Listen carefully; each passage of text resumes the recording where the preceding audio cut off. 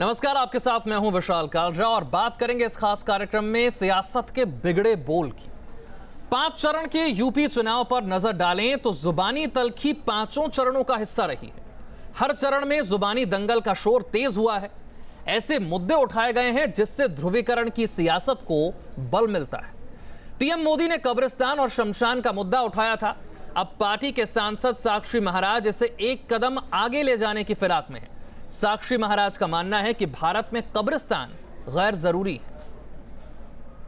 महाराज कुंवर Tiwari ji UP के महासमर में कब्रिस्तान और शमशान पर बहस प्रधानमंत्री मोदी ने शुरू की थी और अब उनके सिपहसालार इस मुद्दे को और हवा देने में जुटे हैं। उन्नाव से बीजेपी के सांसद साक्षी महाराज ने इस मुद्दे को उठाया है। साक्षी महाराज का मानना है कि देश में कब्रिस्तान की जरूरत ही नहीं है। इसके लिए वो मुस्लिम देशों की दलील दे रहे हैं। साक्षी महाराज का मानना है कि दुनिया में सब जगह शवों को जलाने की परंपरा है। मेरा कहना यह है कि हम साधु सन्यासियों को भी जमीन में गाड़ा जाता है, समाधियां बनती हैं। हिंदुस्तान में मुसलमान को भी कब्र में दफनाया जाता है, परंतु मुस्लिम कंट्रीज में कहीं भी दफनाने की परंपरा नहीं है, जलाने की परंपरा है। और अगर कब्रिस्तान सारे हिंदुस्तान में बनता रहेगा तो हिंदुस्तान में रहने की जगह ही नहीं मिलेगी, खेती के लिए जगह नहीं मिलेगी जी। तो ये जो नेता लोग हैं अपने वोटों के कारण हिंदू मुसलमान सिख ईसाई को बांटते रहते हैं। उनका कब्रिस्तान अलग, उनका शमशान अलग। साक्षी महाराज का मानना है कि कब्रिस्तान बढ़ते रहे तो देश में जमीन ही नहीं बचेगी। जमीन बची रहे इसके लिए साक्षी महाराज अहम सलाह भी दे रहे हैं। साक्षी महाराज का कहना है कि एक ही जगह सभी समुदायों का अंतिम संस्कार होना चाहिए। मेरा कहना यह है कि एक ही होना चाहिए। अगर कब्रिस्तान अच्छा नहीं लगता, शमशान अच्छा नहीं लगता तो अंतिम स्थान का नाम दे दिया जाए। परंतु अगर उस स्थान पर हिंदू और मुसलमान का, सिख ईसाई का मिलन होता है तो बहुत अच्छा होगा। हिंदू के शरीर पर मुसलमान का दाह हो और मुसलमान के शरीर पर हिंदू का दाह हो, जमीन भी कम वेस्टेज होगी और एक रास्ता भी निकलेगा। कब्रिस्तान के खिलाफ और भी दलीलें हैं साक्षी महाराज के पास। साक्षी महाराज का मानना है कि कब्रिस्तान और आतंकवाद का भी रिश्ता है और कब्रिस्तान खत्म होने से आतंकवाद खत्म हो जाएगा और इससे आतंकवाद पर भी लगाम लगेगी, क्योंकि आतंकवादियों को यह बताया गया है कि मरने के बाद एक तो जन्नत मिलेगी, एक बेहतर हूरें मिलेंगी, और जब यहीं जल के खाक हो जाएंगे तो न जन्नत मिलेगी न हूरें मिलेंगी, जो कुछ मिलेगा तो यहीं मिलेगा। यूपी में छठे चरण के चुनाव से पहले साक्षी महाराज का ये बयान आया है। विरोधी बीजेपी सांसद के खिलाफ कार्रवाई की मांग कर रहे हैं। साक्षी महाराज बहुत कंट्रोवर्शियल आदमी और इसका जैसे प्रजापति का बोलता है ना, जांच करो, तो इसका जांच पहले होना चाहिए इसको। इसका साक्षी महाराज विवादित बयानों के लिए पहले से ही सुर्खियों में रहे हैं। एक बार फिर उनकी जुबान फिसली है। माहौल चुनावी है और विरोधी ध्रुवीकरण की सियासत का आरोप लगा रहे हैं। Team news nation. जैसे हमने पहले बताया, सबसे पहले शमशान और कब्रिस्तान के मुद्दे को पीएम मोदी ने उठाया था। पीएम मोदी ने बिजली सप्लाई के मुद्दे पर भेदभाव का आरोप लगाया था। यूपी में मुद्दों की भरमार है, लेकिन हैरत की बात यह है कि सरोकार की सियासत से सियासतदानों को कोई मतलब नहीं। कब्रिस्तान के खिलाफ साक्षी महाराज की मुहिम। और अगर कब्रिस्तान में हिंदुस्तान भर की जमीन चली जाएगी तो लोग रहेंगे कहाँ? कृषि कहाँ होगी और काम कहाँ होंगे, उद्योग कहाँ लगेंगे? सुप्रीम कोर्ट से दखल की मांग। एक ही जगह सबका क्रियाक्रम होना चाहिए, चाहे हिंदू हो, चाहे मुस्लिम हो, चाहे सिख हो, ईसाई हो, संविधान के आधार पर चलना चाहिए। मैं समझता हूँ इस मामले में सुप्रीम कोर्ट को भी कोई निर्णय करना चाहिए। पूर्वांचल के महासंग्राम के पहले साक्षी महाराज ने कब्रिस्तान का मुद्दा उठाया है, लेकिन यूपी में कब्रिस्तान और शमशान पर सियासी गूंज पहले से सुनाई दे रही है। सियासी दिग्गज इस मुद्दे को उठा चुके हैं। इस मुद्दे पर पीएम मोदी और सीएम अखिलेश यादव की जुबानी तल्खी से सब वाकिफ हैं।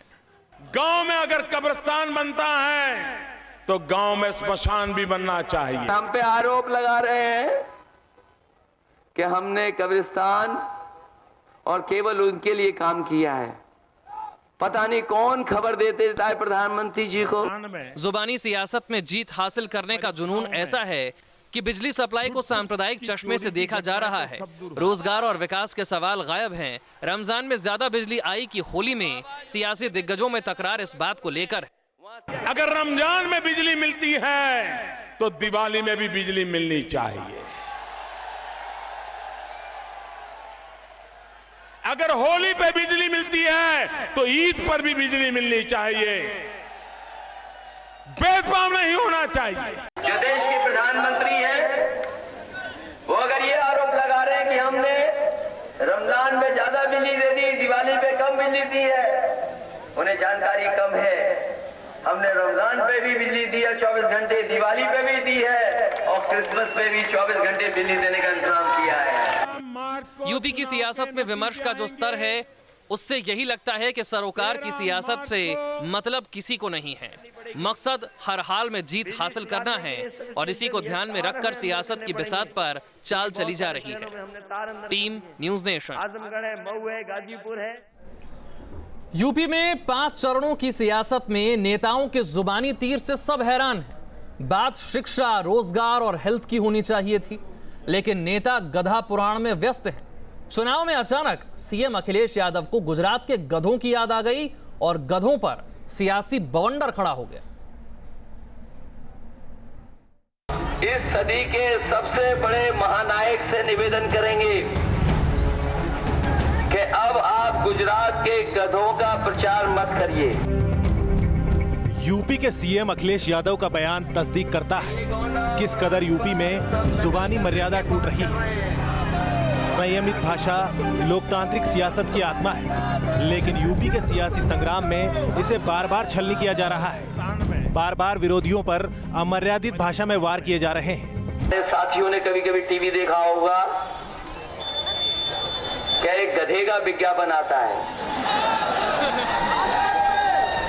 बताओ गरीब लोगों, किसान भाइयों, एक गधे का ज्ञापन आता है, विज्ञापन। हम तो इस सदी के बड़े महानायक से कहेंगे कि अब आप गुजरात के गधों का प्रचार मत करिए। उनके प्रति बहुत सम्मान है, उसके बारे में ऐसा बोलना कोई रिलेवेंट भी नहीं था, उचित भी नहीं था। और दूसरा, गुजरात के गधों का कैंपेन, ये पूरा गुजरात का अपमान है, समग्र विश्व में बसे हुए गुजरातियों का अपमान है। बयान के विरोध के बावजूद अखिलेश माने नहीं, बार बार अपनी रैलियों में गुजरात के गधों का जिक्र करते रहे। एक बड़े मुख्यमंत्री कह रहे हैं कि उत्तर प्रदेश को मुख्यमंत्री को पता ही नहीं है हमारे गधों के बारे में। हम उस बात को नहीं बढ़ाना चाहते थे, लेकिन गुजरात के मुख्यमंत्री कह रहे हो तो हम तो कहते हैं सबके सामने, हमें गधों के बारे में जानना ही नहीं है। यूपी के चुनावी संग्राम में तलखी ऐसी है कि कोई भी किसी से कम नहीं दिखना चाहता है। गुजरात के गधों पर सीएम ने टिप्पणी की तो पीएम ने चुप रहने के बजाय जवाब देना जरूरी समझा। गधा भी हमें प्रेरणा देता है। भाइयों बहनों, गधा कितना ही बीमार हो, कितना ही खाली पेट हो, कितना ही थका हुआ हो, लेकिन मालिक अगर उस पर से काम लेता है तो सहन करता हुआ भी अपने मालिक का दिया काम पूरा करके रहता है। वैसे अखिलेश यादव से शुरू हुआ यूपी की सियासत का गधा पुराण अभी खत्म नहीं हुआ है। चुनावी रैलियों में बार बार इसका जिक्र हो रहा है, कभी सीधे सीधे तो कभी शायरी के जरिए। टीवी में सामने वो दिखाई दे रहे हैं और सीरते गधा बयान फरमा रहे हैं। तो मैंने कहा कि न उल्लू न खुशू न खर देखता हूं। थोड़ा थोड़ा माने बता दे। उल्लू का मतलब तो समझ गए। खुशू कहते हैं एक छोटा सा उल्लू होता है जो शाम को तारों पे बैठ के कुछ कुछ कुछ कुछ करता है, उसे कुछ कुछवा भी लोग कहते हैं। और खर के मतलब गधा। न उल्लू न खुशू न खर देखता हूं, अजब तरह का जानवर देखता हूं। तसव्वुर में उनको देखिए आप जो सीरते गधा बयान फरमा रहे हैं। न उल्लू न खुशू न खर देखता हूँ, अजब तरह का जानवर देखता हूँ। बहुत मिलती जुलती है सूरत तुम्हारी, फकत एक दुम की कसर देखता हूँ। क्या देश के सबसे बड़े प्रदेश में मुद्दों की भरमार है, लेकिन इसे त्रासदी ही कहेंगे कि सियासी चर्चा गुजरात के गधों पर अटक गई है। जुबानी संग्राम में जीत के लिए नेता तमाम दांव आजमा लेना चाहते हैं। Team news nation. यूपी में बयानों पर विवाद की बात हो और योगी आदित्यनाथ का जिक्र ना हो, ऐसा कैसे हो सकता है? योगी आदित्यनाथ के बयान पर पहले भी विवाद हो चुका है। इस बार भी उन्होंने कोई कोर कसर नहीं छोड़ी है। अखिलेश यादव पर वो करारा वार कर रहे हैं। अखिलेश की तुलना वो कंस और औरंगजेब से कर रहे हैं। एक यदुवंशी कंस भी था, अपने ही बाप को जेल में बंद करके सत्ता में जबरन कब्जा कर लिया था।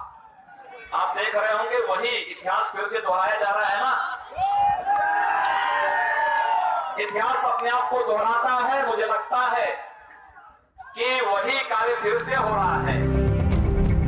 विरोधी की तुलना कंस से कितना स्तर गिर गया है सियासत का। योगी आदित्यनाथ ने एक समारोह में सीएम अखिलेश यादव की तुलना कंस से की। योगी आदित्यनाथ को आक्रामक सियासत के लिए जाना जाता है, लेकिन अपनी सियासत को अंजाम तक पहुंचाने के लिए वो बार बार जुबानी मर्यादा तोड़ रहे हैं। अखिलेश की तुलना उन्होंने कंस से की। वो उनकी तुलना औरंगजेब से भी कर चुके हैं। योगी अपने विरोधियों पर करारा वार करते हैं और बार बार उन पर सियासी मर्यादा तोड़ने के आरोप लगते रहे। ये समाजवादी पार्टी और वहां विरोध में खड़ा यदुवंशी, ये वही है जिन्होंने राम जन्मभूमि पर आतंकी हमला करने वाले आतंकवादियों को छुड़ाने की कोशिश चेष्टा की। इस समाजवादी पार्टी का झंडा आज आतंकवादी किस रूप में उपयोग कर रहे हैं। जब अयोध्या में राम जन्मभूमि पर हमला हुआ था, आप भूले नहीं होंगे, वे आतंकवादी समाजवादी पार्टी के झंडा लगी गाड़ी से गए। योगी अखिलेश पर आरोप लगा चुके हैं कि विकास का पैसा सिर्फ कब्रिस्तान और सैफई में लगा है। उन्होंने अखिलेश सरकार पर बिजली वितरण में भी भेदभाव का आरोप लगाया था। योगी आदित्यनाथ का आरोप है कि दरगाहों को 24 घंटे बिजली दी जा रही है, लेकिन मंदिरों में हमेशा अंधेरा छाया रहता है। योगी आदित्यनाथ की छवि आक्रामक हिंदुत्ववादी नेता की रही है। चुनाव में उनके तेवर बेहद तल्ख लगते हैं। Team news nation. तो यूपी की हम सियासत की बात कर रहे हैं और इस सियासत में जुबानी तल्खी कैसे बढ़ती जा रही है, ये आपको बता रहे हैं। जुबानी तल्खी में यूपी की सियासत ने शायद रिकॉर्ड कायम किया है। नाम, उपनाम और अनोखी व्याख्या शायद ही किसी चुनाव में इतनी ज्यादा इस्तेमाल हुई हो। चुनाव में बीजेपी के राष्ट्रीय अध्यक्ष अमित शाह के बयान पर भी विवाद हो चुका है। यूपी चुनाव में जैसे जैसे प्रचार का शोर बढ़ा, नेताओं की बदजुबानी का स्तर निचले स्तर पर पहुंचता चला गया। शब्दों के तीर इस अंदाज में चले कि सारी मर्यादा टूटती चली गई। नेताओं के एक दूसरे पर निजी और व्यक्तिगत आक्षेप बार बार शालीनता को मुंह चढ़ाती रही। जुबानी फिसलन के बीचों बीच एक दूसरे को नए नए नामों और उपनामों से संबोधित किया गया। चुनाव में स्कैम शब्द का इस्तेमाल हुआ, गुजरात के गधों की बात हुई और बीजेपी अध्यक्ष अमित शाह के सौजन्य से कसाब की एंट्री हो गई। जब तक कि उत्तर प्रदेश इस कसाब से मुक्ति नहीं पाता, उत्तर प्रदेश में विकास नहीं हो सकता। कसाब शब्द का मतलब आप गलत मत निकालिएगा। क से मेरा मतलब है कांग्रेस पार्टी, स से समाजवादी पार्टी और ब से जो एक कसाब उत्तर प्रदेश को बहुत परेशान करता है। अमित शाह ने विरोधियों पर वार करने के लिए कसाब शब्द का इस्तेमाल किया। राहुल गांधी पर वार करने के लिए वो शहजादे शब्द का इस्तेमाल करते रहे हैं। इसके साथ ही अपनी रैलियों में जो मुद्दे वो उठाते हैं उस पर विवाद उठता रहा है। कि जिस दिन भारतीय जनता पार्टी का मुख्यमंत्री उत्तर प्रदेश में शपथ लेगा, उसी दिन रात को 12 बजे के पहले एक अध्यादेश लाकर उत्तर प्रदेश में सारे कत्लखाने बंद कर दिए जाएंगे। चुनावी शोर में सिरफिरी जुबान की ये फहरिस्त बहुत ही लंबी है। सवाल है कि इस नाम, उपनाम और अनोखी व्याख्याओं से किसका भला होगा? क्या जनता अमर्यादित भाषा की ऐसी आंधी से प्रभावित होगी? कहा जाता है कि विनम्रता से ज्यादा शक्तिशाली और असरदार कोई चीज नहीं होती है। याद रखिए, तल्ख टिप्पणियों से अगर 4 वोट आते हैं तो 40 वोट बिदकते भी तो हैं। जनता ने हमें मौका दिया होगा। Team news nation. कई बार पेंशन। और ज्यादा खबरों के लिए आप लॉग ऑन कर सकते हैं हमारी वेबसाइट newsnation.in पर। बने रहिए न्यूज नेशन के साथ, क्योंकि खबरों का सिलसिला यहां कभी नहीं थमता।